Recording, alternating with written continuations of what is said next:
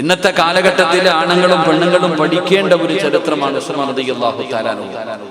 ഉസ്മാൻ റളിയല്ലാഹു തആല അൻഹുവിന്റെ ഒരു പ്രത്യേകത ഞാൻ പറഞ്ഞു തരാം. നിങ്ങൾ ചരിത്രം വായിച്ചു നോക്ക്. ഉസ്മാൻ റളിയല്ലാഹു തആല അൻഹുവിന്റെ ഒരു പ്രത്യേകത എന്ന് പറഞ്ഞാൽ നമ്മളെ പോലൊന്നും ആയിരുന്നില്ല. വല്ലാത്ത ലജ്ജയായിരുന്നു ഉസ്മാൻ. ലജ്ജ എന്ന് പറഞ്ഞാൽ സാധാരണ ഒരു ലജ്ജയല്ല, ഒരു അതിര് കടന്നിട്ടുള്ള ഒരു ലജ്ജ, വല്ലാത്ത ലജ്ജ. അത് മനസ്സിലാക്കണമെങ്കിൽ ഉസ്മാൻ റളിയല്ലാഹു തആല അൻഹുവിന്റെ ചരിത്രം നിങ്ങൾ വായിച്ചു നോക്ക്. ഇസ്ലാമിലേക്ക് നാലാമനായിട്ട് കടന്നു വന്ന ഉസ്മാൻ ഇബ്നു അഫ്ഫാൻ റളിയല്ലാഹു തആല അൻഹു അല്ലാഹുവിന്റെ പ്രവാചകന്റെ മുന്നിലേക്ക് കടന്നു വന്നിട്ട് അല്ലാഹുവിന്റെ റസൂലിന്റെ കയ്യിൽ പിടിച്ച് മുസാഫഹത്ത് ചെയ്യുകയാണ്. ഉസ്മാൻ റളിയല്ലാഹു തആല അൻഹു എന്ന ഷഹാദത്ത് കലിമ പറഞ്ഞുകൊണ്ട് ഇസ്ലാമിലേക്ക് കടന്നു വരികയാണ്. അല്ലാഹുവിന്റെ പ്രവാചകന്റെ കയ്യിൽ പിടിച്ച കൈയുണ്ടല്ലോ, മരിക്കുന്ന കാലം വരെ 82ാമത്തെ വയസ്സിലാണ് ഉസ്മാൻ ഇബ്നു അഫ്ഫാൻ റളിയല്ലാഹു തആല അൻഹു ഷഹീദാകുന്നത്. ആ ഉസ്മാൻ തങ്ങളും മരിക്കുന്ന കാലം വരെ അല്ലാഹുവിന്റെ പ്രവാചകന്റെ കയ്യിൽ തൊട്ട കൈയുണ്ടല്ലോ, ആ കൈ കൊണ്ട് തന്റെ മുഖ്യഭാഗത്ത് തൊട്ടിട്ടില്ല. അല്ലാഹുവിന്റെ പ്രവാചകൻ സല്ലല്ലാഹു അലൈഹി വസല്ലമ തങ്ങളുടെ കയ്യിൽ പിടിച്ച കൈയുണ്ടല്ലോ, ആ കൈ കൊണ്ട് തന്റെ ഭാര്യയുടെയല്ല, തന്റെ നാട്ടുകാരുടെയല്ല, ഉസ്മാൻ റളിയല്ലാഹു തആല അൻഹു സ്വന്തം മുഖ്യഭാഗമുണ്ടല്ലോ, സ്വന്തം മുഖ്യഭാഗത്ത് മരിക്കുന്ന കാലം വരെ സ്വന്തം കൈ കൊണ്ട് തൊട്ടിട്ടില്ല.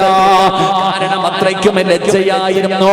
അവിടുന്ന് ഇഷ്ടപ്പെട്ടിരുന്നില്ല, അങ്ങനെ ചെയ്യുന്നത് അവിടുന്ന് ഇഷ്ടമായിരുന്നില്ല, വല്ലാത്ത ലജ്ജയായിരുന്നു.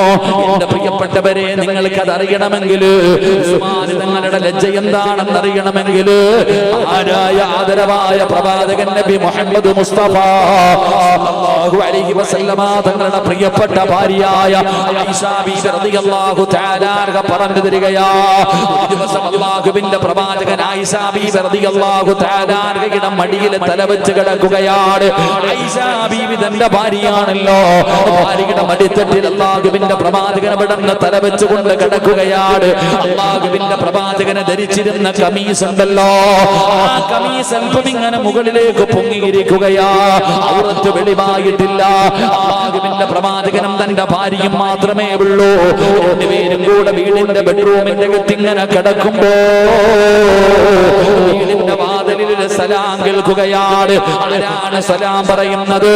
മഹാനായ സയ്യിദുനാ അബൂബക്കർ സിദ്ദീഖ് റളിയല്ലാഹു തആല അൻഹു വാതിലിൽ വന്ന് നിന്നുകൊണ്ട് സലാം പറയുകയാണ്. അല്ലാഹുവിന്റെ പ്രവാചകനകത്തേക്ക് കടന്നു വരാൻ അനുവാദം കൊടുത്തു.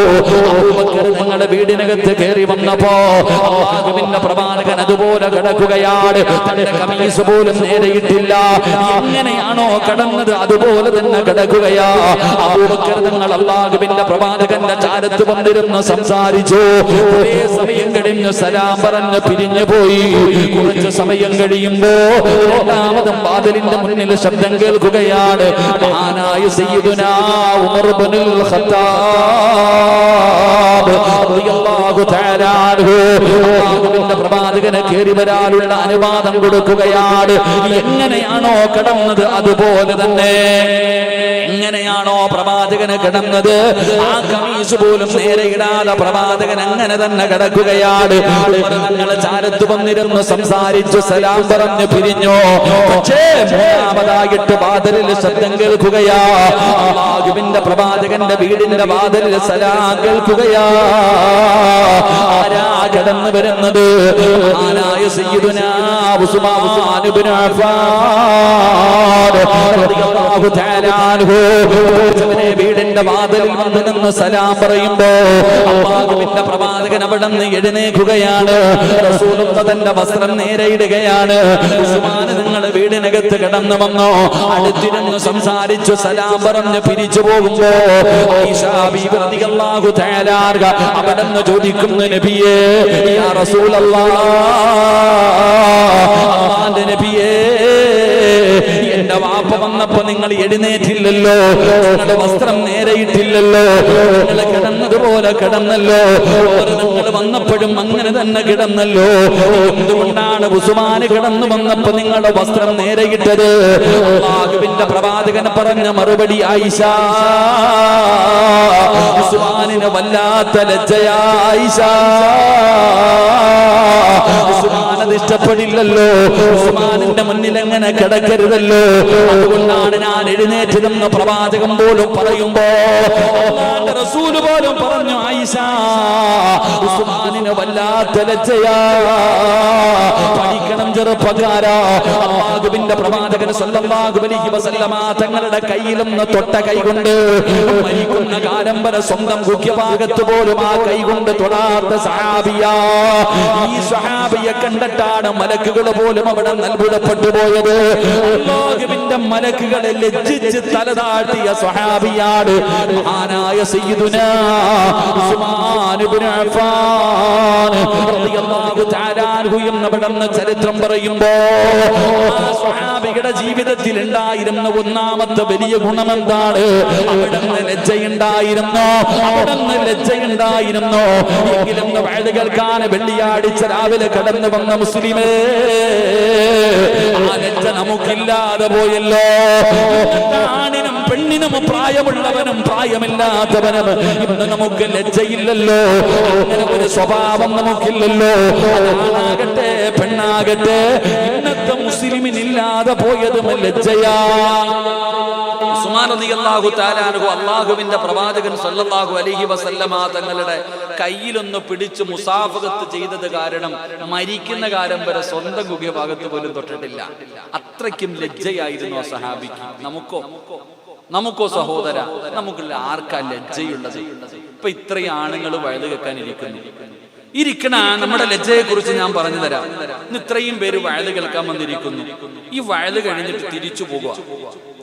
ഇവിടെ നിന്ന് വയത് കഴിഞ്ഞ് തിരിച്ചു പോകുമ്പോ നിങ്ങൾ മനസ്സിലാക്കേണ്ട ഒരു കാര്യം, ഈ വയത് കേൾക്കാൻ വന്ന പല വാപ്പമാരും തിരിച്ചു പോണേ എങ്ങനെയാണെന്നറിയാം?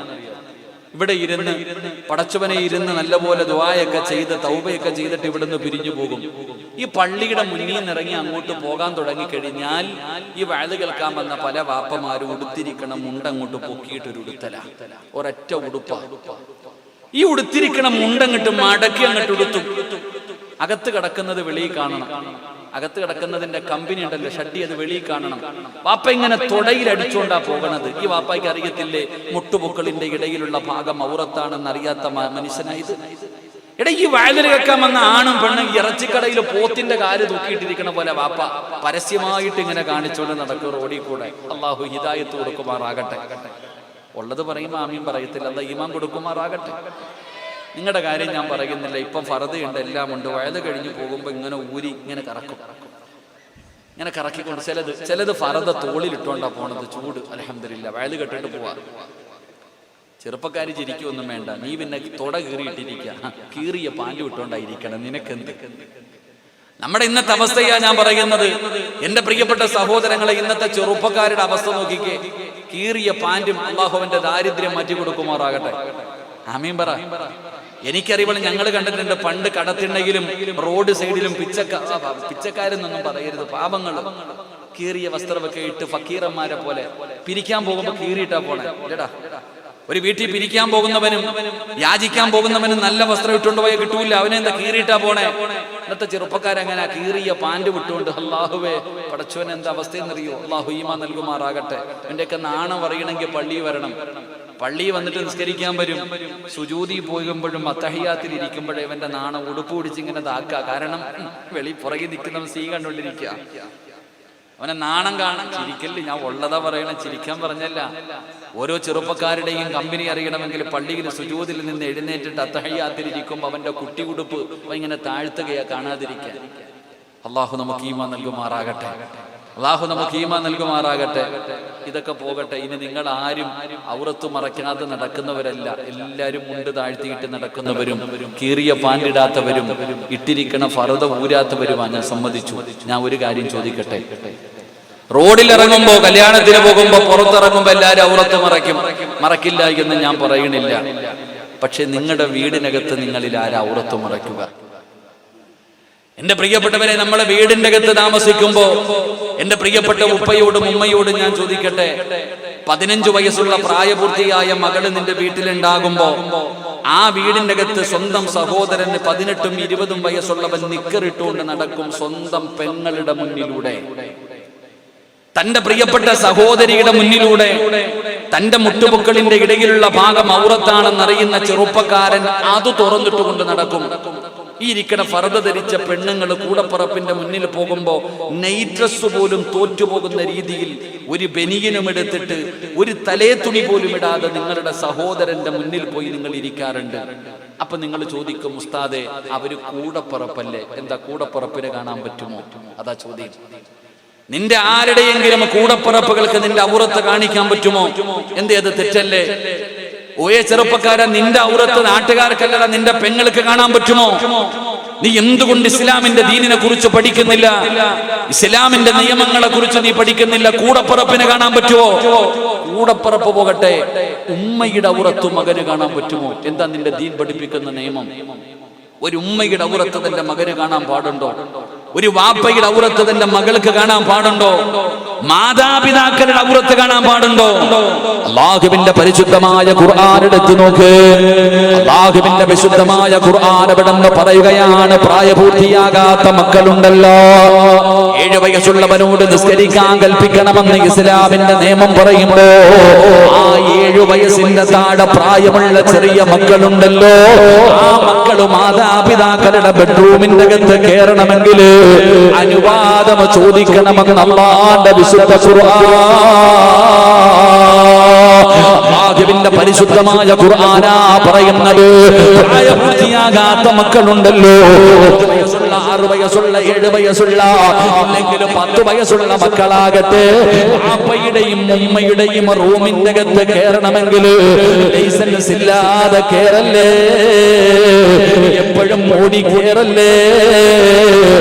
3 സമയങ്ങളിൽ വാതിലിൽ ചെന്ന് നിന്ന് അനുവാദം ചോദിക്കണം.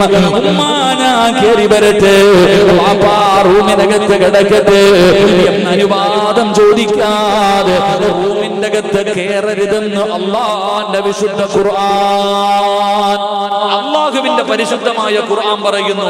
പ്രായപൂർത്തിയാകാത്ത കൊച്ചുകുട്ടികൾ ഉമ്മയുടെയും വാപ്പയുടെയും ബെഡ്റൂമിന്റെ അകത്ത് കയറണമെങ്കിൽ ചോദിക്കണം. 3 സമയങ്ങൾ: 1 സുബഹിക്ക് മുമ്പുള്ള സമയം, വെളുപ്പാങ്കാലം; 2 ഉച്ച കഴിഞ്ഞ ഭക്ഷണമൊക്കെ കഴിച്ചിട്ട് കിടക്കുന്ന സമയം; 3 രാത്രിയിൽ. ഈ 3 സമയങ്ങളിൽ മാതാപിതാക്കളുടെ റൂമിന്റെ അകത്ത് കയറണമെങ്കിൽ മക്കൾ ചോദിക്കണം. അള്ളാഹു നമുക്ക് ഈമാൻ നൽകുമാറാകട്ടെ. നിങ്ങൾ വിചാരിക്കുക, എന്തേ ഉസ്താദ് ഈ സമയത്ത് ചോദിക്കേണ്ട കാര്യം എന്താ? പെട്ടെന്ന് മനസ്സിലാകുന്ന ഒരു ഉദാഹരണം പറയാം. ഉസ്താദന്മാര് ക്ഷമിക്കണം. നമ്മളൊക്കെ രാത്രി കിടന്നുറങ്ങുന്ന സമയത്ത് ഒരു മുണ്ടെടുത്തിട്ട് ഉറങ്ങും അല്ലേ? നമ്മൾ രാത്രി കിടക്കുമ്പോ നല്ലതുപോലെ ഉടുത്ത് മുറുക്കങ്ങട്ട് ഉടുത്തിട്ട് ഞാനും നിങ്ങളും കിടക്കാം. രാവിലെ ഉറക്കത്തിൽ നിന്ന് എഴുന്നേക്കുമ്പോ ആദ്യം തെരയണത് ഈ മുണ്ട് എവിടാന്നല്ലേ?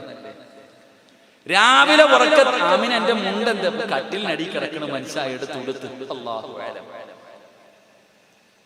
അപ്പൊ നിങ്ങൾ ചിന്തിക്ക്, ഒരു 4 മണിക്ക് അല്ലെങ്കിൽ 4:30, 5 മണിക്ക് നീ നല്ലതുപോലെ ഉറങ്ങുന്ന സമയം നിന്റെ മകനെങ്ങാണം റൂമിന്റെ അകത്ത് കയറി വന്ന ഗോപ കടപ്പുറത്ത് സായിപ്പ് കിടക്കണമല്ല വാപ്പ കിടക്കണ.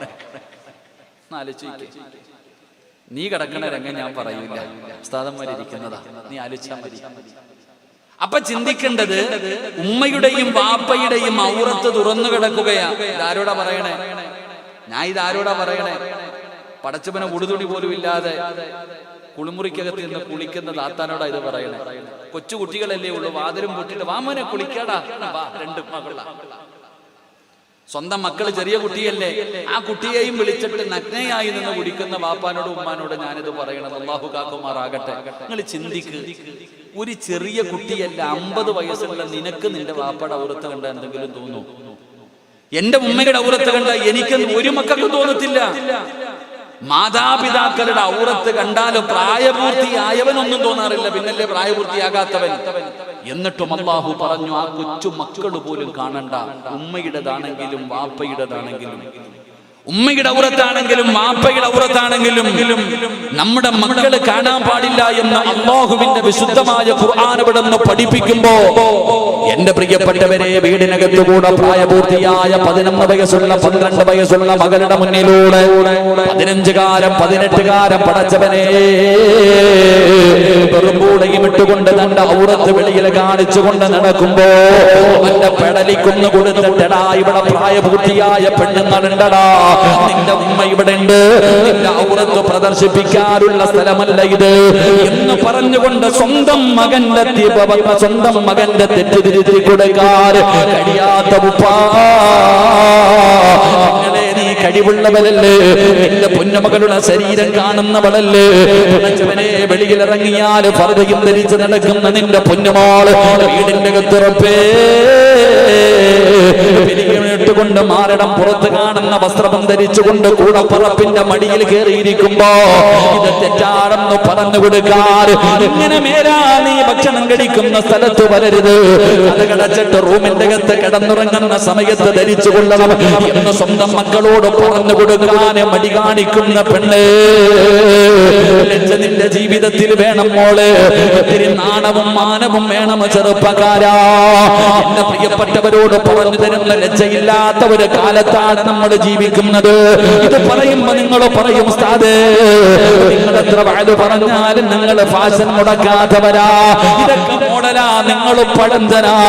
എന്റെ പ്രിയപ്പെട്ട ചെറുപ്പക്കാരാ, എത്ര വഅദ് കേട്ടിട്ടും ജീവിതത്തിൽ മാറ്റം വരുത്താത്ത എന്റെ യുവത്വത്തിനോട് നിങ്ങള് ഏത് വസ്ത്രം വേണമെങ്കിലും ധരിക്കാം പൊന്നുമോള്, എങ്ങനെ വേണമെങ്കിലും നിനക്ക് ജീവിക്കാം, ഇവിടെ എല്ലാത്തിനും നിനക്ക് സ്വാതന്ത്ര്യമുണ്ടല്ലോ.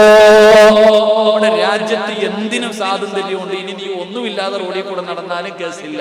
അല്ലാഹു ഈമാൻ നൽകുമാറാകട്ടെ. കണ്ടില്ലേ എടാ, ഇപ്പൊ ആലോചിച്ച് നോക്കിയേ, സമ്മതത്തോടു കൂടി ഒരുത്തനുമായി ശാരീരികമായി ബന്ധപ്പെട്ട കേസ് തന്നെ ഇല്ല. അതാ വല്ലവൻ പിടിക്കാൻ പോയ ഓന്റെ കാര്യം തീരുമാനമായി. എന്ത് നല്ല രാജ്യം! ഇതാണ് നമ്മുടെ രാജ്യത്തിന്റെ അവസ്ഥ. ഒന്ന് പിന്നെ ചിന്തിക്കുക, അൽഹംദുലില്ലാ ഇപ്പൊ എല്ലാം വെടികെട്ടിയതുപോലെ ഇരിക്കുക. പാലിച്ചോയ്ക്ക് ഞാൻ ചിന്തിക്കുന്നത്, നാണവും മാനവും ഇല്ലാതെ പോയപ്പോ നമുക്ക് ബസ്സിലൊക്കെ സഞ്ചരിക്കാൻ പറ്റുന്നു. ബസ്സിലൊക്കെ കയറി കഴിഞ്ഞാൽ ട്രാൻസ്പോർട്ട് ബസ്സിന്റെ ഏറ്റവും പുറകിലുള്ള സീറ്റ് അത് ചിലർക്ക് വേണ്ടി ബുക്ക് ചെയ്തിട്ടിരിക്കുക, തിരിഞ്ഞു നോക്കാൻ പാടില്ല അങ്ങോട്ട്. അതവസ്ഥ. റോഡിലിറങ്ങാൻ പറ്റുമോ? റോഡിലിറങ്ങാൻ പറ്റുമോ? പടച്ചവനെ, ഭർത്താവും ഭാര്യയും കൂടെ ലവേഴ്സ് കളികൾ പോകുന്ന കെട്ടിപ്പിടിച്ചിട്ട് ബൈക്കിൽ കൂടെ പോകുന്ന നട റോഡിൽ കൂടെ, വീടില്ല, റൂമില്ല. സുബ്ഹാനല്ലാഹ്. ബീച്ചുകളിൽ പോകാൻ പറ്റുന്നുണ്ടോ? പാർക്കുകളിൽ പോകാൻ പറ്റുന്നുണ്ടോ? ഒരു മരത്തിന്റെ ചുവട് കിട്ടിയാൽ മതി, അപ്പോഴിരുന്ന് ദിക്റും തുടങ്ങാം. അതിന് നടക്കാൻ തന്നെ പറ്റണില്ല. വല്ല റൂം എടുത്തിട്ട് പോയി ചെയ്താത്തമാരെ. അതാ ഞാൻ പറയാറ്, ഇവിടെ ഉമ്മത്തിന്റെ അവസ്ഥയാണ് ഞാൻ പറയുന്നത്. ലജ്ജ എന്ന് പറയുന്നത് നാണവും മാനവും ഇല്ലല്ലോ. നിങ്ങളൊക്കെ പഠിക്കുന്ന കാലത്ത് കേട്ടിട്ടുണ്ട്, ഖിയാമത്ത് നാൾ അടുത്തു വരുമ്പോ റോഡിൽ കിടന്ന് വ്യഭിചരിക്കുമത്രേ, വഴിയിൽ കിടന്ന് വ്യഭിചരിക്കും. അള്ളാനെ പേടിയുള്ളവര് പറയും അത്രേ, ഒന്നും മാറിക്കിടന്നൂടെ. ഞാനൊക്കെ ഹദീസ് പഠിക്കുമ്പോ അത്ഭുതപ്പെട്ടിട്ടുണ്ട്, ഇതൊക്കെ നടക്കണ കാര്യമാണോ അള്ളാഹ്? ഇപ്പോഴാ മനസ്സിലാവണത് അത് നടക്കൂന്ന്. ഇപ്പൊ ഉറപ്പാ. കാരണം ബസ്സിനകത്ത് പോലും റോഡിലൂടെ പോലും അല്ലാഹുവേ കയ്യും കാലും, പണ്ടൊക്കെ ഭർത്താവിന് തന്റെ ഭാര്യയുടെ കയ്യിൽ പിടിച്ചുകൊണ്ട് പരസ്യമായി നടക്കാൻ നാണമായിരുന്നു. നാട്ടുകാരുടെ മുന്നിലാണെങ്കിലും ഭാര്യയുടെ കയ്യിൽ പിടിച്ചുകൊണ്ട് നടക്കില്ല, കാരണം നാട്ടുകാരെന്ന് വിചാരിക്കും, ഒരു നാണമുണ്ടായിരുന്നു. ഇന്ന് കണ്ടവന്റെ ഭാര്യയെ കൂടെ കൊണ്ട് നടക്കുന്നു, ഒരു നാണവുമില്ല. എന്റെ പ്രിയപ്പെട്ടവരെ, എന്ത് വസ്ത്രം വേണമെങ്കിൽ നിങ്ങൾ ചിന്തിക്ക്. എന്റെ പ്രിയപ്പെട്ടവരെ, ഉമ്മത്ത് അങ്ങനെ ആയി പോയല്ലോ. നാണവും മാനവും ഇല്ലാത്ത അവസ്ഥയിലേക്ക് തരം താഴ്ന്നു പോയല്ലോ. എന്റെ പ്രിയപ്പെട്ടവരോട് ഞാൻ ഓർമ്മപ്പെടുത്തുകയാണ്, നിങ്ങൾക്ക് ഏത് വസ്ത്രം വേണമെങ്കിലും ധരിക്കാം, എങ്ങനെ വേണമെങ്കിലും നടക്കാം, എന്തെല്ലാം തോന്നിവാസങ്ങൾ വേണമെങ്കിലും കാണിക്കാം. എങ്കിൽ എന്റെ പ്രിയപ്പെട്ട പെങ്ങളെ, ഒരു കരുണ കാണിക്കണേ പൊന്നുമോളെ. എന്റെ പ്രിയപ്പെട്ട സഹോദരിമാരോട് ഒരേ ഒരു അപേക്ഷയേ ഉള്ളൂ. എന്താണ് നിങ്ങളോട് ചോദിക്കുന്നതെന്നറിയുമോ? നീ എന്ത് വൃത്തികേട് വേണമെങ്കിലും കാണിച്ചോ, എല്ലാം മോശമായ രീതിയിൽ വേണമെങ്കിലും നീ നടന്നോ, പക്ഷേ ഒരു ഉപകാരം ചെയ്യണം. ആ ഫർദ എന്ന് പറയുന്ന പുണ്യമായ വസ്ത്രമുണ്ടല്ലോ, ആ ഫർദ ഇട്ടുകൊണ്ട് ഈ പണിക്ക് നീ പോകല്ലേ. കാരണം നീ ധരിച്ചിരുന്ന ഫർദയുണ്ടല്ലോ, നീ വൃത്തികേടുകൾ കാണിക്കുന്ന മറയാക്കാൻ വേണ്ടി ധരിക്കുന്ന ഈ ഫർദയുണ്ടല്ലോ, അതിനൊരു മഹത്വമുണ്ട് പെങ്ങള്, അതിനൊരു സ്ഥാനമുണ്ട് പെങ്ങള്, അതിനൊരു പാരമ്പര്യമുണ്ട് പെങ്ങള്. അല്ലാഹുവിന്റെ പ്രവാചകന്റെ പ്രിയപ്പെട്ട ഭാര്യയായ മഹ്ദി ഖദീജ ബീബി റളിയല്ലാഹു തആല ധരിച്ച ഫർദയാ, ആയിഷ ബീബി ധരിച്ച ഫർദയാ, ഫാത്തിമ ബീബി ധരിച്ച ഫർദയാ. ഒരുപാട് മുൻഗാമികളായ മഹദിമാര് ധരിച്ചവനെ ആ ഫർദയ്ക്കൊരു വിലയുണ്ട് പെങ്ങള്.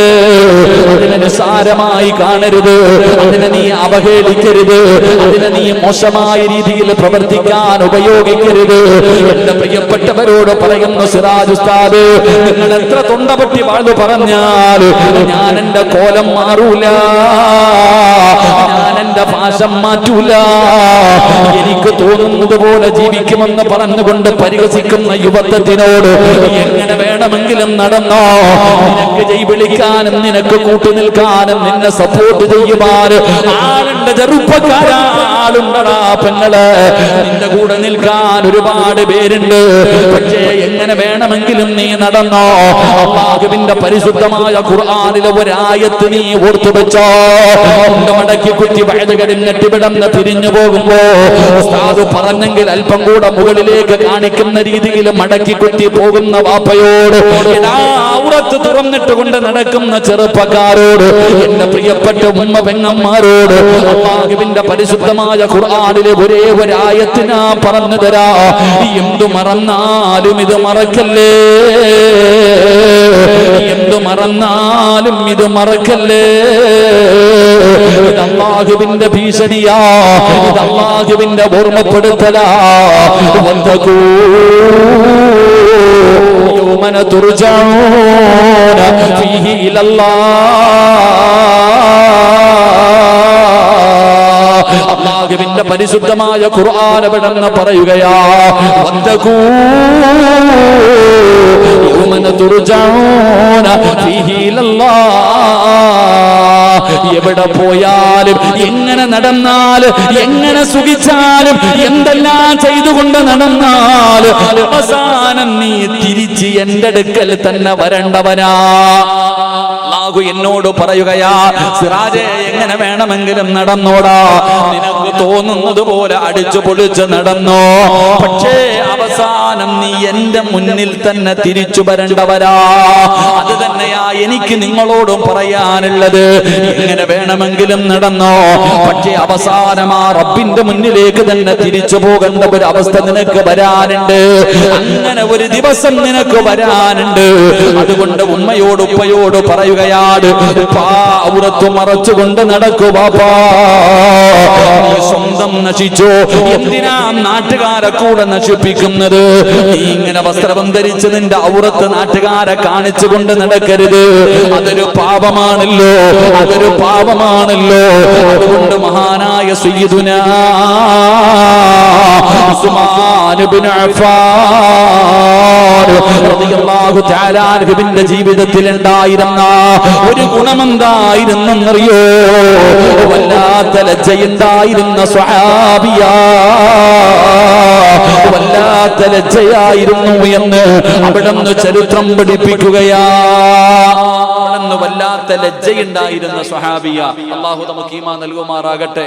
ചിലര് പറയുമല്ലോ, ഓക്ക് ഭയങ്കര ലജ്ജയാന്ന്, ഭയങ്കര നാണം കുണുങ്ങിയ. നബി സല്ലല്ലാഹു അലൈഹി വസല്ലമ തങ്ങളുടെ മുന്നിൽ ഒരു വാപ്പ വന്നിട്ട് പറഞ്ഞു കൊടുത്തു, എന്റെ മോന് വല്ലാത്ത ലജ്ജയാ, ഇവന് ഭയങ്കര നാണം കുണുങ്ങി എന്നൊക്കെ പറയാറില്ലേ? അപ്പൊ അള്ളാഹുവിന്റെ പ്രവാചകൻ സല്ലല്ലാഹു അലൈഹി വസല്ലമ തങ്ങളുടെ മുന്നിൽ വന്ന് പറഞ്ഞപ്പോ മുത്തുനബി പറഞ്ഞത്, അത് പ്രവാചകന്മാരുടെ സുന്നത്ത, വിട്ടേക്കാരാ പറഞ്ഞ, അത് നല്ലതാ. ഇത്തിരി നാണവും മാനമൊക്കെ ഉണ്ടാകുന്നത് നല്ലതാ. അതുകൊണ്ട് ഞാൻ പറയുന്നു, എന്റെ പ്രിയപ്പെട്ടവർ, ഔറത്തുകൾ മറച്ചു നടക്ക്, അള്ളാഹുവിനെ ഭയന്ന് ജീവിക്ക്. അള്ളാഹു നമുക്ക് ഈമാൻ നൽകി അനുഗ്രഹിക്കുമാറാകട്ടെ. എല്ലാം നിങ്ങൾ മനസ്സിലാക്കേണ്ട ഇന്നത്തെ കാലഘട്ടം, ഇന്നത്തെ സാഹചര്യം, നിങ്ങൾ ഞാൻ പറയുന്ന ഈ വിഷയത്തെ ഇന്നത്തെ സാഹചര്യവുമായി നിങ്ങൾ ചേർത്ത് നോക്ക്. തങ്ങളുടെ പ്രഭാഷണത്തിൽ ഊന്നി ഊന്നി പറഞ്ഞ പല കാര്യങ്ങളതാണ്. ഇന്നത്തെ കാലഘട്ടം അത്രയും വളരെ മോശമായ രീതിയിൽ നടക്കുന്നു. നാണവും മാനവുമില്ല. ഒരുമിച്ചിരുന്നു കൊണ്ട് ഇംഗ്ലീഷ് പടം കാണുന്ന കാലം. പാപ്പയും ഉമ്മയും മക്കളും ഒരുമിച്ചിരുന്നു കൊണ്ട് ഇംഗ്ലീഷ് പടം കാണുകയാ. ഒരു നാണം തോന്നുന്നില്ലല്ലോ. പണ്ടൊക്കെ ഒരു കോലം, എന്താ റോഡിൽ കൂടെ സഞ്ചരിക്കാൻ പറ്റുന്നോ? ഏത് കടയാണെങ്കിലും ഏത് പോസ്റ്റാണെങ്കിലും പണ്ടൊക്കെ റോഡിലൂടെ നടന്നു പോകുമ്പോൾ ഏതെങ്കിലും ഒരു സിനിമാ പോസ്റ്ററിൽ ഒരു പെണ്ണിന്റെ ഔറത്ത് തുറന്നിരിക്കുന്നുണ്ടെങ്കിൽ അതിന്റെ മുകളിൽ ഒരു വെള്ള പേപ്പർ ഒട്ടിക്കുമായിരുന്നു. ഇന്ന് അതും തുറന്നിട്ടിരിക്കുന്ന കാലമാണ്. എന്റെ പ്രിയപ്പെട്ടവരെ, അതുകൊണ്ട് നാം മനസ്സിലാക്കേണ്ടത് ലജ്ജ എന്ന് പറയുന്ന ഒരു ഗുണം, അത് ദീനിന്റെ ഭാഗമായി, ഇസ്ലാമിന്റെ ഭാഗമായി, ഈമാനിന്റെ ഭാഗമാണ്. അതുകൊണ്ട് ആ ലജ്ജ നമ്മുടെ ജീവിതത്തിലേക്ക് കൊണ്ടുവരണം. കൊണ്ടുവന്നാൽ നമ്മൾ രക്ഷപ്പെടും. ഇല്ലെങ്കിൽ ലജ്ജയില്ലാത്തവൻ എന്ത് പരലോകം, എന്ത് മരണം, എന്ത് ജീവിതം. അള്ളാഹു നമുക്ക് ഈമാൻ നൽകി അനുഗ്രഹിക്കുമാറാകട്ടെ.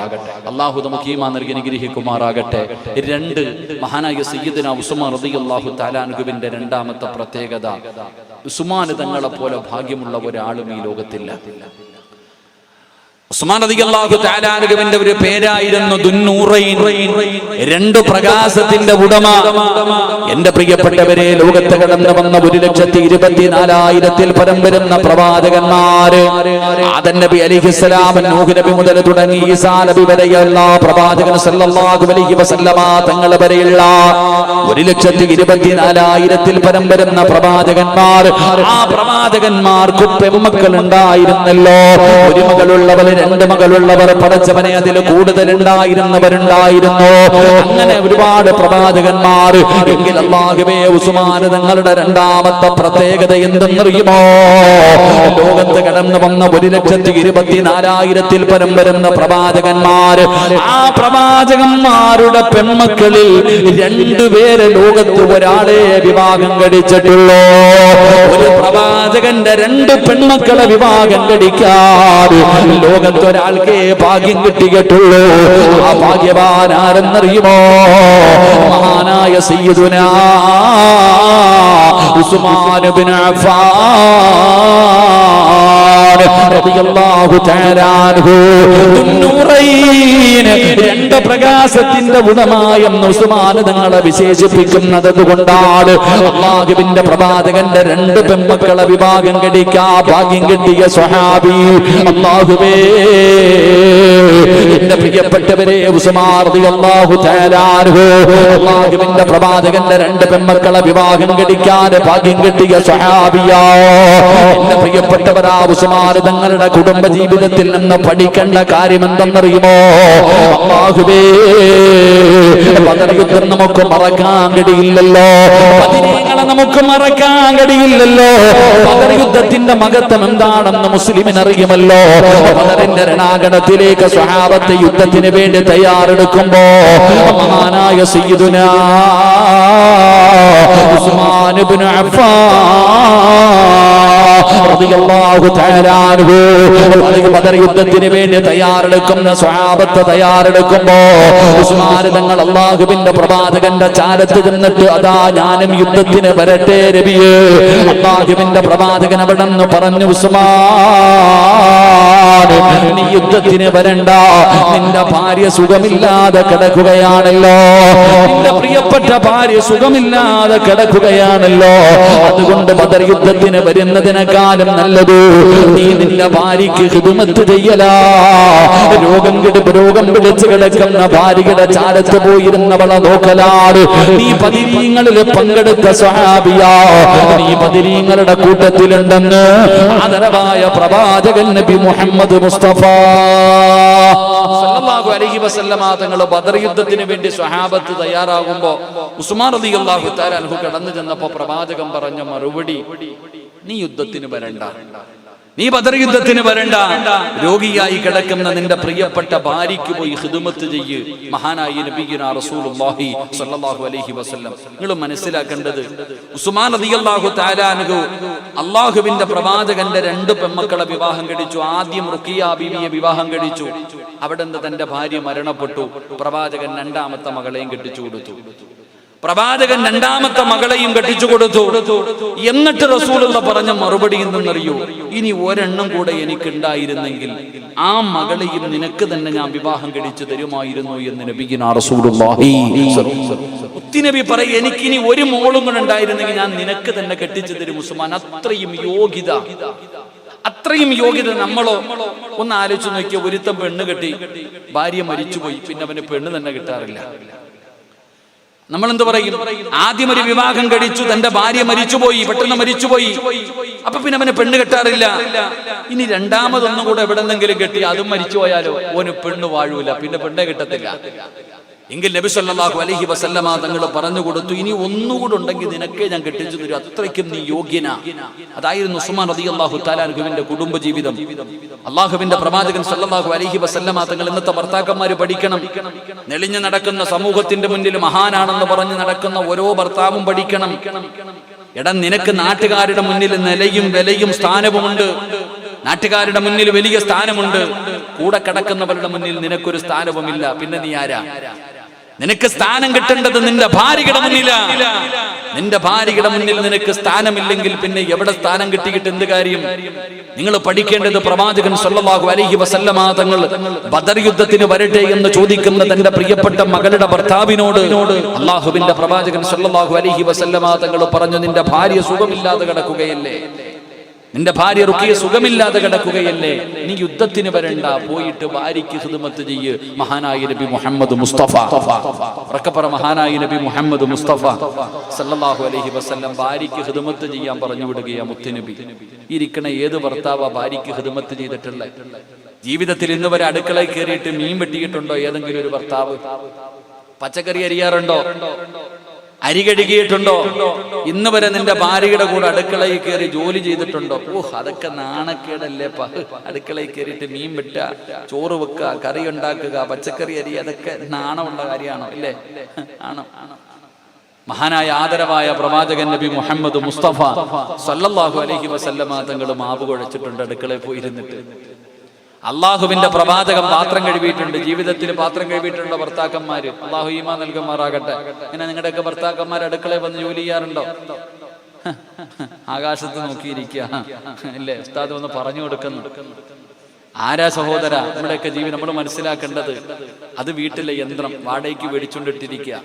വീട്ടിലൊരു പണിക്കാരി നിർത്തിയിരിക്കുന്ന അത്ര തന്നെയാ ഭാര്യയുടെ സ്ഥാനം. പലരും രാവിലെ മുതൽ വൈകുന്നേരം വരെ ഇങ്ങനെ യന്ത്രം, ഉറക്കത്തിൽ നിന്ന് എഴുന്നേറ്റത് മുതൽ വൈകുന്നേരം വരെ ഇങ്ങനെ കിടന്നുണ്ടാക്കണം, നിനക്കുണ്ടാക്കി തരണം, നിന്റെ ഭർത്താവ്, നിന്റെ മക്കൾക്ക്, നിന്റെ കൂടപ്പുറപ്പിന്, നിന്റെ മാതാപിതാക്കൾക്ക് തുണി കഴുകണം, ബാത്റൂം കഴുകണം, വീട് തൂക്കണം, അത് ചെയ്യണം, ഇത് ചെയ്യണം, ഇങ്ങനെ തിരക്കുകൾ.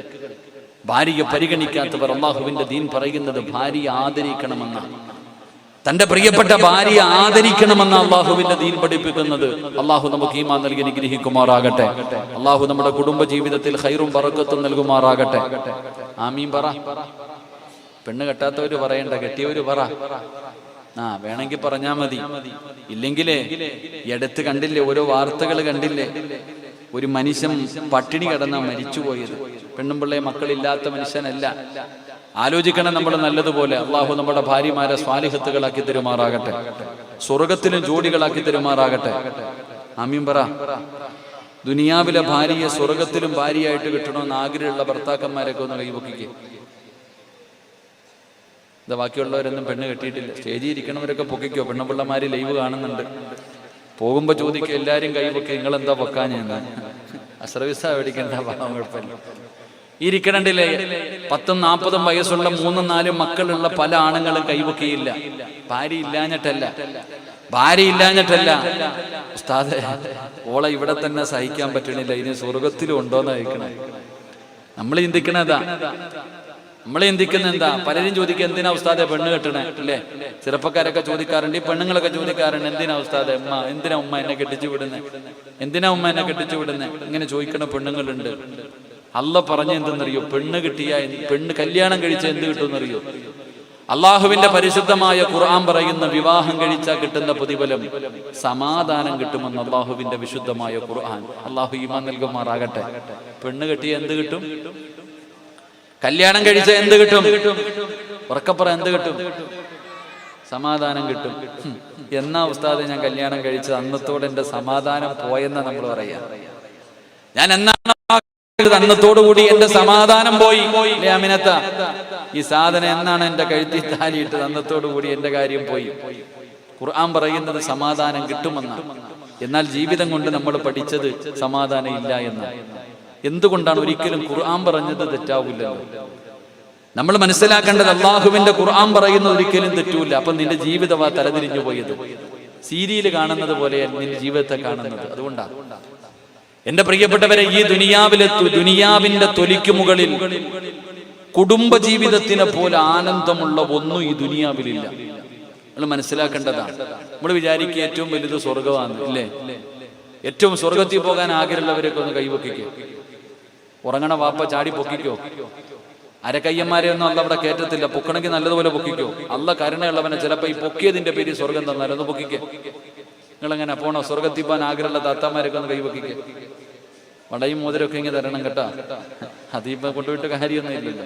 പക്ഷെ അതെങ്കിൽ ഊരി തന്നിട്ട് പൊക്കോ. അള്ളാഹു ഭാഗ്യം തരുമാറാകട്ടെ. അള്ളാഹു ഭാഗ്യം തരുമാറാകട്ടെ. ആദം നബി അലൈഹിസ്സലാമിനെ അള്ളാഹു സൃഷ്ടിച്ചു. ഒരു ഭാര്യയും ഭർത്താവും പഠിക്ക്.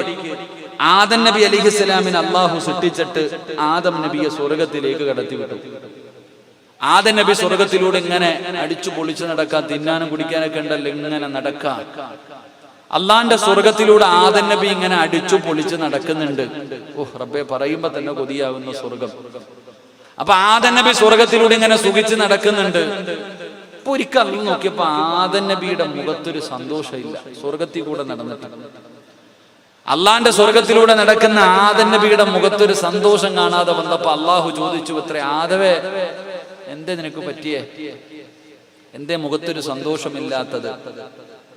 അള്ളാഹുവെ, എന്തോ ഒരു കുറവുള്ളതുപോലെ. ആദം നബി പറഞ്ഞെന്താ?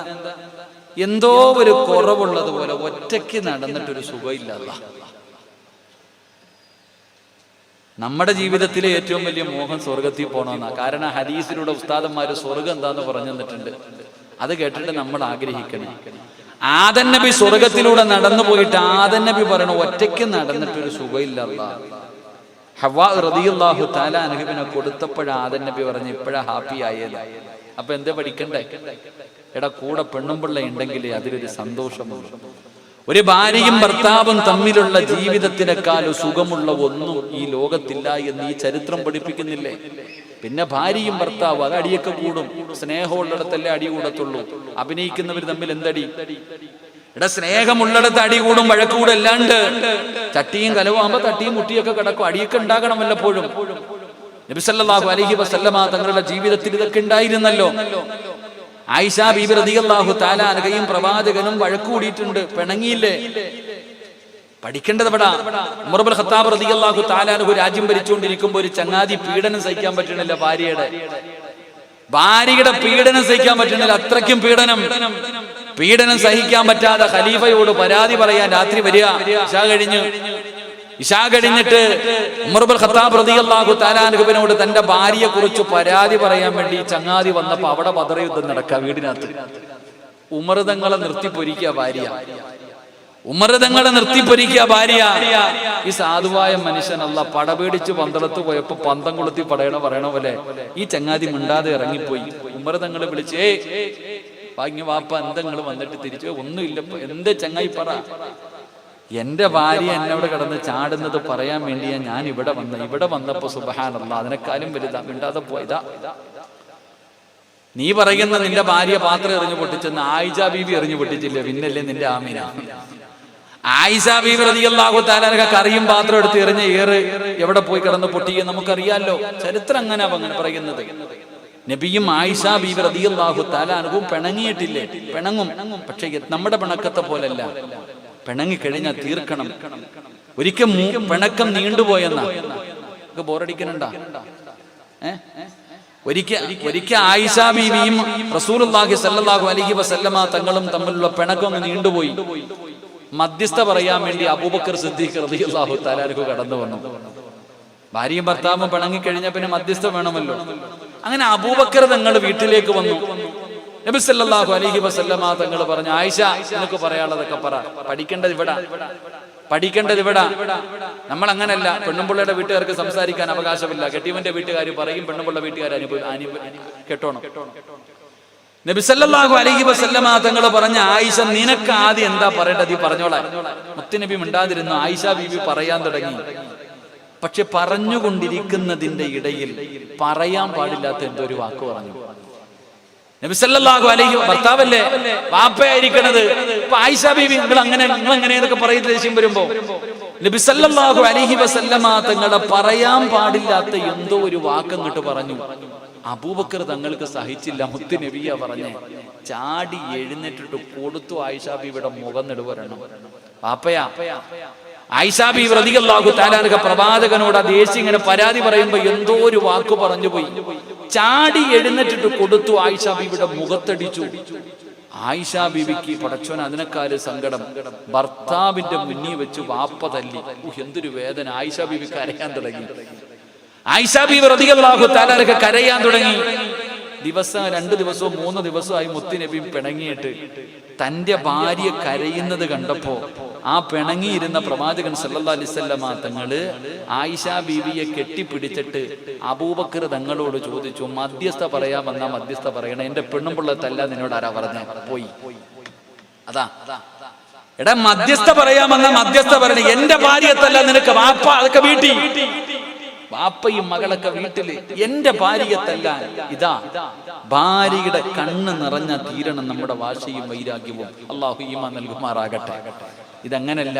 പിണങ്ങിക്കഴിഞ്ഞാൽ പറയും, എഴുന്നേക്കാൻ പോലും പറ്റാത്ത ഭർത്താവിന്റെ വാപ്പ വരെ പീഡിപ്പിച്ചു എന്ന് പറഞ്ഞ് കേസ് കൊടുക്കും.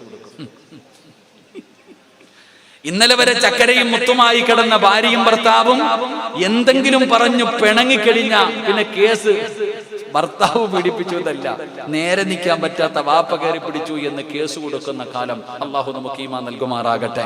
ഞാൻ പറഞ്ഞു വന്നത് അതൊന്നുമല്ല.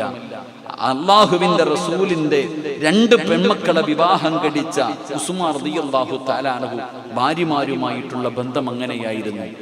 തന്റെ ഭാര്യയോടുള്ള കടമകളും കടപ്പാടുകളും പാലിക്കുന്നു. അതുകൊണ്ട് തന്നെ ആ വാപ്പയായ പ്രവാചകൻ തന്റെ പ്രിയപ്പെട്ട പൊന്നുമകളെ തന്റെ പ്രിയപ്പെട്ട പൊന്നുമോളെ ഭർത്താവ് നല്ല രീതിയിൽ നോക്കുന്നത് കണ്ടപ്പോൾ അതാ ആദ്യത്തെ മകള് മരണപ്പെട്ടു. 2ാമത്തെ മകളെയും വിവാഹം കഴിച്ചു കൊടുക്കുകയാ. 2ാമത്തെ മകളെയും വിവാഹം കഴിച്ചു കൊടുത്തു. എന്നിട്ട് പ്രവാചകൻ പറഞ്ഞതെന്തെന്നറിയോ? ഇനി ഒരെണ്ണം കൂടെ ഉണ്ടായിരുന്നെങ്കിൽ ഉസ്മാനേ, നിനക്ക് തന്നെ ഞാൻ വിവാഹം കഴിച്ച് തരുമായിരുന്നു. ഇങ്ങനെ ഒരു വാപ്പ തന്റെ മരുമകനെ നോക്കിയിട്ട് പറയണമെങ്കിൽ, അല്ലാഹുവേ, ഇതുപോലെ ഒരു പെണ്ണിന്റെ വാപ്പ തന്റെ പ്രിയപ്പെട്ട മരുമകനെ നോക്കിയിട്ട് പറയണമെങ്കിൽ, എന്റെ പ്രിയപ്പെട്ടവരെ, അവരുടെ ജീവിതം എങ്ങനെയായിരുന്നു എന്ന് ചിന്തിച്ചു നോക്ക്.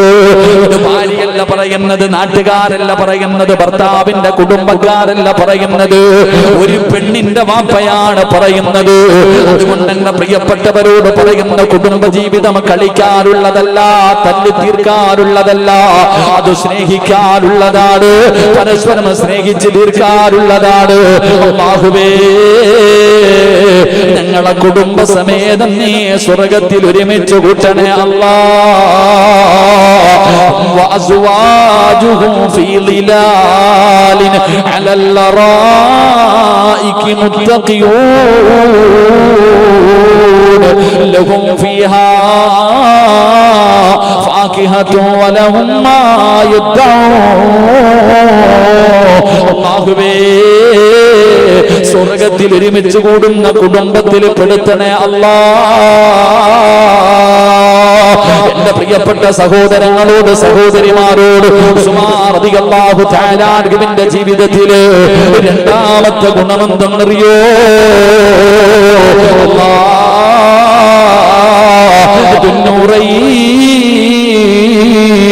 ലോകത്ത് കടന്നു വന്ന പ്രവാചകന്മാരുടെ പെൺമക്കളിൽ നിന്ന് 2 പേര് വിവാഹം കഴിച്ച ലോകത്തെ ഏക വ്യക്തി മഹാനായ സയ്യിദുനാ ഉസ്മാൻ ഇബ്നു അഫ്ഫാൻ റളിയല്ലാഹു തആല അൻഹുമാണ്. 3ാമത്തെ ഗുണമെന്തെന്നറിയോ? ഒരുപാട് സമ്പത്ത് ഉണ്ടായിരുന്ന സ്വഹാബിയാ. അല്ലാഹു ഒരുപാട് സമ്പത്ത് കൊടുത്ത സ്വഹാബിയാ. അല്ലാഹു കൊടുത്തത് അല്ലാഹുവിന് ഇഷ്ടമുള്ള വഴിയിൽ കൊടുക്കാൻ ഉസ്മാൻ തങ്ങൾക്ക് വല്ലാത്ത ഇഷ്ടമായിരുന്നു. സദക്ക എന്ന് പറഞ്ഞാൽ ജീവനായിരുന്നു. സദക്ക കൊടുക്കാൻ വല്ലാത്ത ആർത്തിയായിരുന്നു. ഒരിക്കൽ അല്ലാഹുവിന്റെ പ്രവാചകൻ സല്ലല്ലാഹു അലൈഹി വസല്ലമ തങ്ങൾ അവിടെന്ന് പറഞ്ഞു സ്വഹാബാ അല്ലാഹുവിന്റെ ദീനിന് അല്പം സമ്പത്തിന്റെ ആവശ്യമുണ്ട് യുദ്ധത്തിന് വേണ്ടി പോകാൻ തയ്യാറെടുക്കുകയാണ് ആരാണ് സഹായിക്കുന്നത് അല്ലാഹുവിന്റെ പ്രവാചകൻ മസ്ജിദ് നബവിയിൽ ഇരുന്നു കൊണ്ട് സദഖ കൊടുക്കുമ്പോ അനയാ അല്ലാഹുവിന്റെ നബിയേ 100 ഒട്ടകങ്ങളും ആ ഒട്ടകങ്ങളുടെ മുകളിൽ വെക്കുന്ന കട്ടിലും ഞാൻ തരാ നബിയേ 100 ഒട്ടകങ്ങൾക്കും അതിനാവശ്യമുള്ളതും ഞാൻ തരാ നബിയേ അല്ലാഹുവിന്റെ പ്രവാചകൻ അവിടുന്ന് ഉസ്മാൻ തങ്ങൾക്ക് വേണ്ടി ദുആ ചെയ്യുകയാണ് എന്നിട്ട് ചോദിച്ചു ഇനി ആരാവുള്ളത് അനയാ റസൂലല്ലാഹ് 200 എണ്ണം കൂടെ തരാ നബിയേ ആദ്യം തന്ന 100 കൂട്ടാതെ 200 ഒട്ടകങ്ങളെ കൂടെ ഞാൻ തരാ നബിയേ ഉസ്മാൻ തങ്ങൾ എഴുന്നേറ്റ് പറയുമ്പോ രണ്ടാമതും അല്ലാഹുവിന്റെ പ്രവാചകൻ അവിടുന്ന് ദുആ ചെയ്യുകയാ എന്നിട്ട് ചോദിച്ചു സഹാബാ ഇനി ആരാവുള്ളത് അല്ലാഹുവിന്റെ ദീനിനെ സഹായിക്കാൻ യാ റസൂലല്ലാഹ്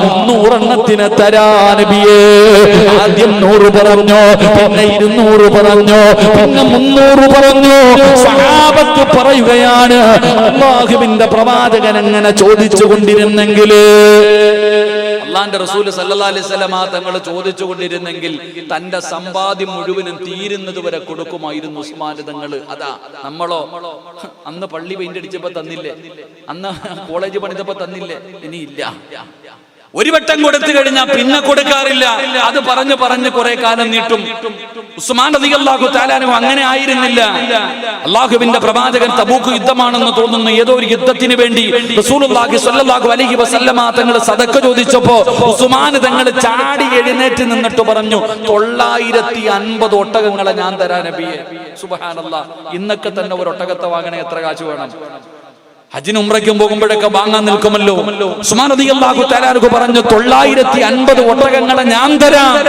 50 കുതിരകളെ തരാം 10000 സ്വർണ്ണ നാണയം ഞാൻ തരാം നബിയെ മഹാനായ സയ്യിദുനാ ഉസ്മാൻ ഇബ്നു അഫ്ഫാൻ റളിയല്ലാഹു തആല അൻഹു അല്ലാഹു കൊടുത്ത സമ്പത്ത് കൊടുക്കാൻ അല്ലാഹുവിന്റെ ദീനിന് കൊടുക്കാൻ ഒരു മടിയുമില്ല നമ്മൾ ഇന്ന് മദീനത്ത് പോകുമ്പോൾ ബിറു ഉസ്മാൻ എന്ന് പറഞ്ഞൊരു കിണർ കാണാം നബി സല്ലല്ലാഹു അലൈഹി വസല്ലമ തങ്ങളുടെ മുന്നിൽ സ്വഹാബത്ത് വന്നിട്ട് പറഞ്ഞു നബിയേ വെള്ളം കോരാൻ സമ്മതിക്കുന്നില്ല ജൂതൻ മുസ്ലിമീങ്ങളെ വെള്ളം കോരാൻ സമ്മതിക്കുന്നില്ല അല്ലാഹുവിന്റെ പ്രവാചകൻ സല്ലല്ലാഹു അലൈഹി വസല്ലമ തങ്ങളുടെ മുന്നിൽ സ്വഹാബത്ത് വന്നു പരാതി പറഞ്ഞപ്പോ ഉസ്മാൻ റളിയല്ലാഹു തആല അൻഹു എഴുന്നേറ്റ് ആ മനുഷ്യനെ തേടി പോയി ആ മനുഷ്യന്റെ അടുക്കൽ പോയിട്ട് ചോദിച്ചു കൊടുക്കുമോ കിണർ 35,000 വരുന്ന വെള്ളി നാണയം എണ്ണി ആ മനുഷ്യന്റെ മുന്നിൽ വെച്ചു കൊടുത്തു എന്നിട്ട് വന്ന് പറഞ്ഞു നബിയേ കിണർ വാങ്ങി നബിയേ ആര് വേണമെങ്കിലും കോരി കുടിച്ചോ മഹാനായ സയ്യിദുനാ ഉസ്മാൻ ഇബ്നു അഫ്ഫാൻ റളിയല്ലാഹു തആല അൻഹു മക്കത്തും മദീനത്തും മസ്ജിദ് നബവിക്ക് വേണ്ടിയും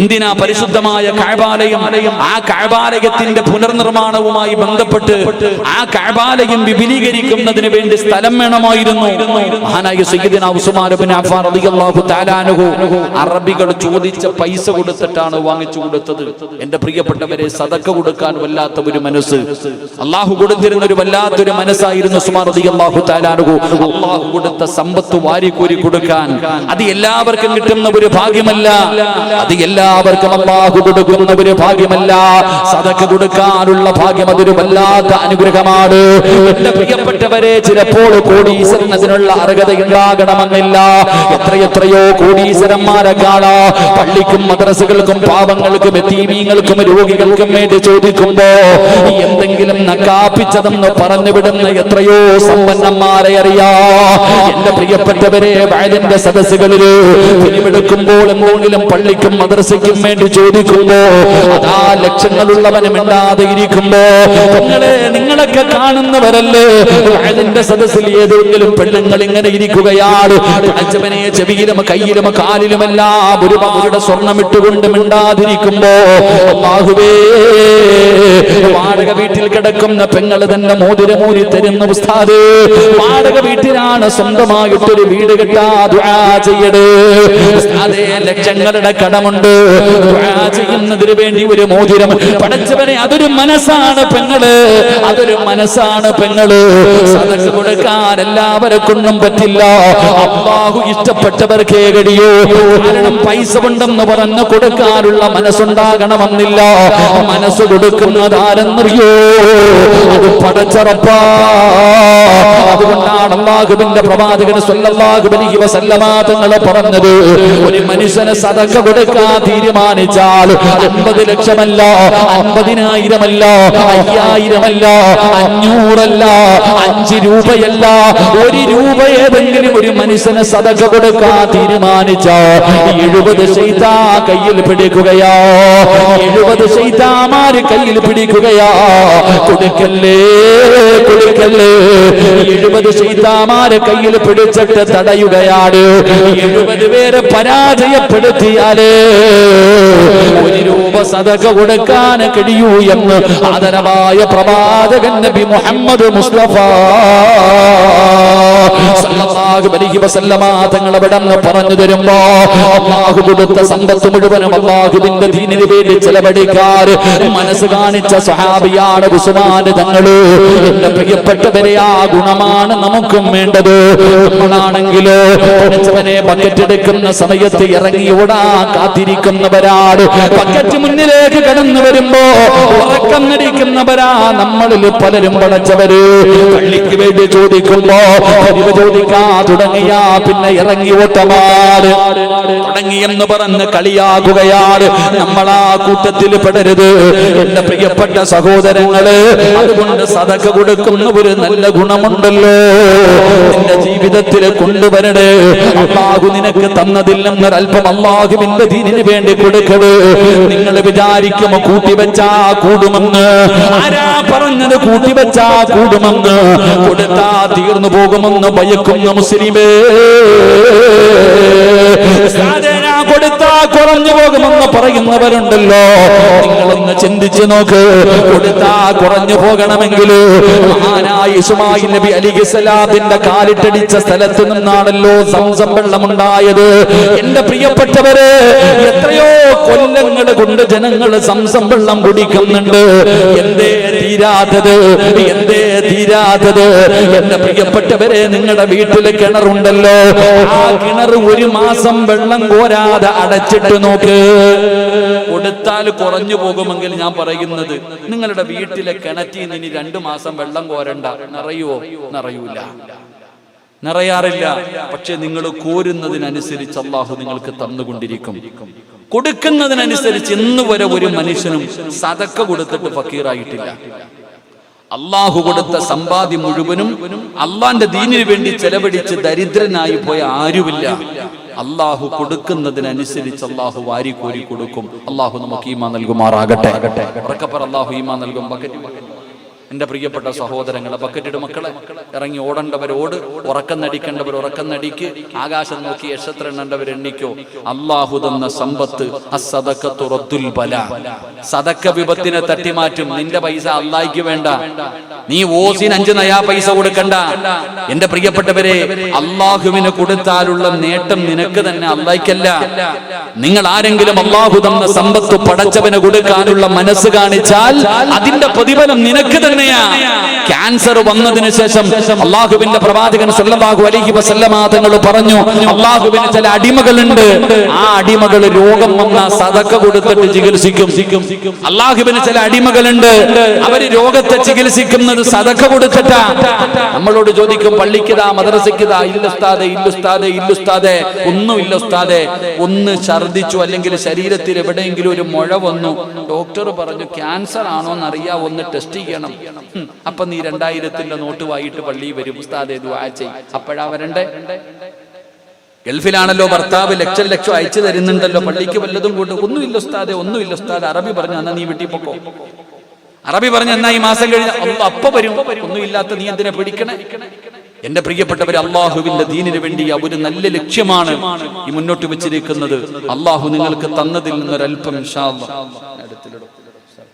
അള്ളാഹു നിങ്ങൾക്ക് തന്നതിൽ നിന്നൊരൽപ്പം അൽഹംദുലില്ലാഹ്. പടച്ചവനെ, മാരകമായ അറുത്തു മുറിക്കുന്ന രോഗങ്ങളെ തൊട്ട് എന്നെയും എന്റെ കുടുംബത്തെയും നീ കാക്കണേ അല്ലാഹ്. 18 കോടി രൂപയല്ലായിരുന്നു ഒരു ഇഞ്ചക്ഷന് വേണ്ടത്. നിന്റെ കുടുംബം വിറ്റുപറക്കിയാൽ പോലും പൈസ ഉണ്ടാകുമോ? നീ നിന്റെ ആയുഷ്കാലം മുഴുവനും സമ്പാദിച്ചത് മുഴുവനും വിറ്റ് ചികിത്സിച്ചാ മാറാത്ത ഒരു രോഗം അല്ലാഹ് നീ എന്ത് ചെയ്യും ആമിന?